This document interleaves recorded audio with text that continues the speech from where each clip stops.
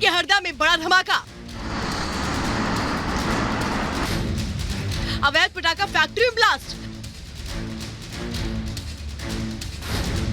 धमाके के बाद एक्शन में सीएम।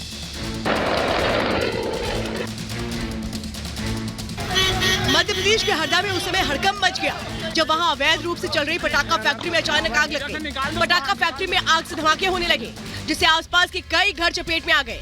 घटना के बाद चारों तरफ चीख पुकार मच गई। आनन फानन में लोग इधर उधर भागने लगे। पटाखा फैक्ट्री में धमाके की तस्वीरें काफी डरावनी हैं। हरदा की पटाखा फैक्ट्री में धमाके की चपेट में कई राहगीर भी आ गए। हालत ये रही कि धमाके वाली जगह के आसपास लोग सड़क पर घायल छटपटाते दिखे। इस दौरान वहां अफरा तफरी मची रही। कुछ लोग घायलों को बचाने की कोशिश करते कैमरे में नजर आए।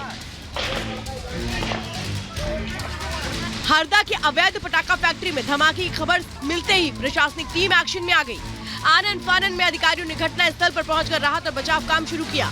अधिकारियों ने घायलों को अस्पताल पहुंचाने के साथ ही उनके इलाज की व्यवस्था की। फायर ब्रिगेड की टीम ने अवैध पटाखा फैक्ट्री सहित आसपास के घरों में आग बुझाई। कुछ लोग घायल भी हुए हैं, करीब 20-25 लोग हमने अस्पताल में एडमिट भी कराए हैं और रेस्क्यू ऑपरेशन अभी जारी है। आसपास के जिलों से हमने एम्बुलेंस, डॉक्टर्स की टीम और स्टेट डिजास्टर रिस्पॉन्स टीम और एनडीआरएफ की टीम। हरदा के पटाखा फैक्ट्री में धमाका इतना भयानक था कि इसकी गूंज सीएम ऑफिस तक पहुंच गई। घटना की सूचना मिलने पर सीएम मोहन यादव एक्शन में आ गए। मोहन यादव ने अधिकारियों से घटना की जानकारी लेने के साथ ही एक हाई लेवल बैठक की। इस दौरान सीएम मोहन यादव ने अधिकारियों की एक टीम को हरदा रवाना किया और उनसे मामले की जांच कर रिपोर्ट सौंपने के आदेश दिए। सीएम ने मंत्री प्रद्युम्न सिंह तोमर को भी हरदा भेजा है। वो फैक्ट्री पूर्णतः अवैध थी और उसी कारण पहले से कई बार उसके हरदा की जनता ने कई बार विरोध भी किया। उस मामले को लेकर कई बार सील भी की गई वो। उसके बाद भी जिला प्रशासन की लापरवाही की वजह से आज ये हरदा शहर में हादसा हुआ है। हरदा में पटाखा फैक्ट्री में विस्फोट पर पूर्व सीएम शिवराज सिंह चौहान ने दुख जताया है। शिवराज सिंह चौहान ने ट्वीट पर लिखा, हरदा में पटाखा फैक्ट्री में हुए विस्फोट का समाचार अत्यंत दुखद है।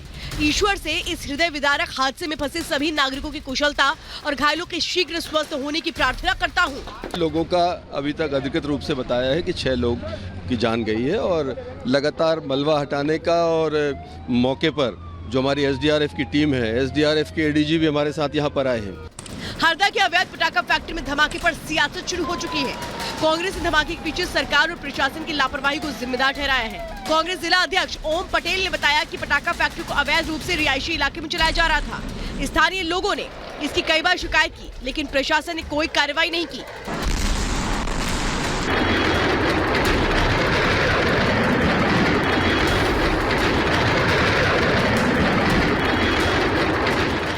हरदा की पटाखा फैक्ट्री में धमाके ने सरकार और प्रशासन की नींद तोड़ दी है।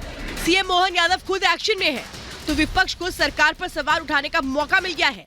ऐसे में देखने वाली बात होगी कि हादसे के पीछे क्या कुछ कारण निकल कर आता है। देखना ये भी होगा कि मोहन यादव हरदा ब्लास्ट को लेकर क्या कुछ कार्रवाई करते हैं और ऐसी घटनाओं को रोकने के लिए क्या कदम उठाया जाता है।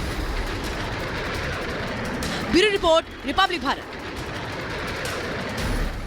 और अब बात करेंगे उत्तराखंड की। आपको बता दें, उत्तराखंड विधानसभा में समान नागरिक संहिता लागू करने के लिए यूसीसी का बिल पेश कर दिया गया है सीएम धामी की ओर से। एक तरफ इसकी आलोचना लगातार की जा रही है और दूसरी ओर समान अधिकार मिलने को लेकर सराहना भी हो रही है। देखिए इस रिपोर्ट में।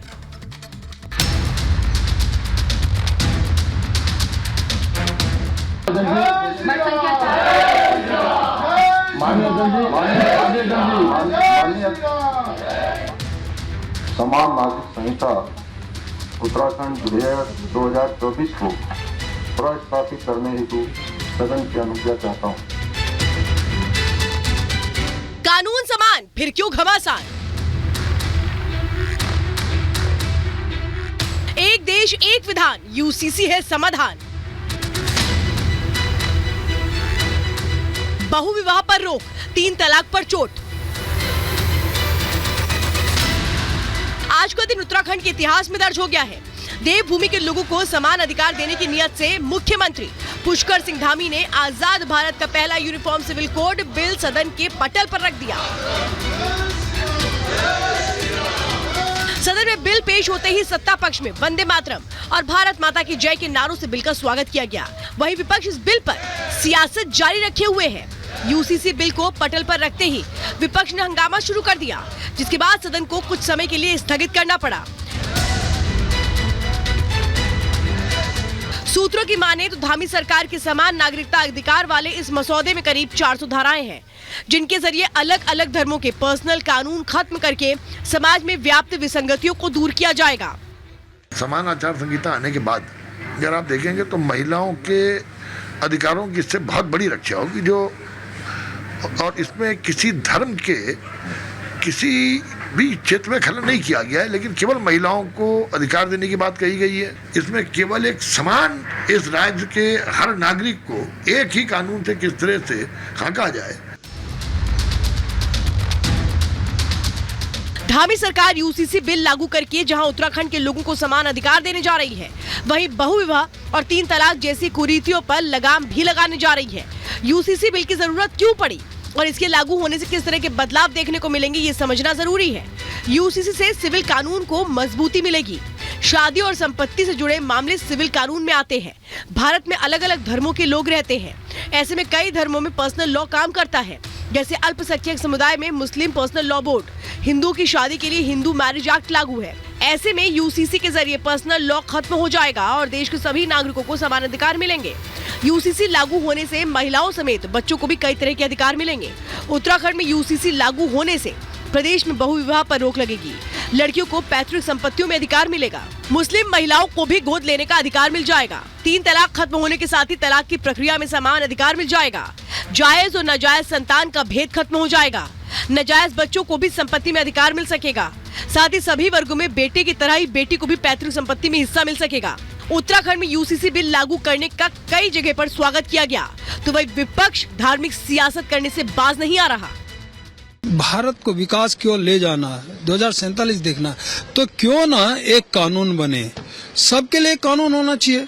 तो जब सब चीजें एक होती हैं तो कानून आज हिंदुओं के लिए, अन्य समुदाय के लिए यदि 2 बच्चे 3 बच्चे तो क्यों न दूसरे समुदाय के लिए। दूसरा विषय मेरा ये है कि कुछ लोग भ्रमित कर रहे हैं इस चीज को, वो लोग जो कि खाते यहाँ, पीते यहाँ, रहते यहाँ, सोते यहाँ हैं और पूरी तरह फायदा उठाते हैं, लेकिन गुणगान गाते हैं आज भी अन्य देश का। अगर हित में नहीं, मुसलमानों के हित में अगर है, हमारी शरीयत के साथ साथ है हर वो कानून शरीयत का जिससे किसी दूसरे को परेशानी नहीं हो रही, तो इन्हें क्यों परेशानी है।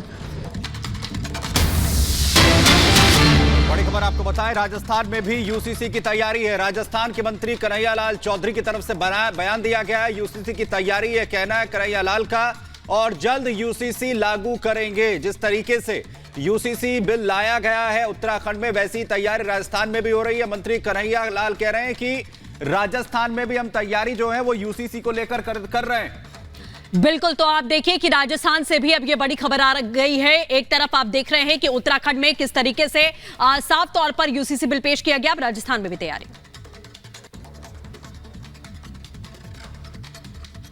यूसीसी को लेकर के अब राजस्थान में भी अब एक तरीके से कह सकते हैं कि उठने लगी है आवाज की लागू होना चाहिए। तो मांग उठनी चाहिए, और उठना क्या नहीं उठे तो भी हम तो इसको करेंगे, लागू करेंगे, क्योंकि ये जरूरी है। क्योंकि जब से भारतीय जनता पार्टी सरकार बनी है, एक देश में 2 कानून चल रहे हैं, 2 कानून नहीं चलेंगे, एक ही कानून होना चाहिए। वो कानून 100% यूसीसी लेके आएंगे। जिस तरह से मैं तो धन्यवाद देना चाहता हूँ, सबसे पहल हमारे उत्तराखंड के मुख्यमंत्री धामी जी ने की, उनको मैं पूरी भारत की जनता की तरफ से मैं उनको तहे दिल से धन्यवाद देता हूँ। और ये हमारे माननीय मुख्यमंत्री से हम चर्चा करके उनसे बैठ के यहाँ पे हम लाने का कब ला सकते हैं, बहुत जल्दी इसमें प्रयास करेंगे। क्योंकि तैयारी है, आपसे पहले किरोड़ी लाल मीणा भी कह चुके हैं इस चीज़ को कि यूसीसी की जरूरत राजस्थान में भी बहुत ज़्यादा है और राजस्थान में इस चीज़ को हम बहुत जल्दी लागू करने वाले हैं। बहुत जल्दी लागू करेंगे। तो क्या तैयारी है उस तरीके की? तैयारी के लिए पूरी तैयारी है। पूरे जब से जिस दिन से सरकार बनी तभी से इसी में लगे हुए हैं किस तरह से हमारा एक कानून बने।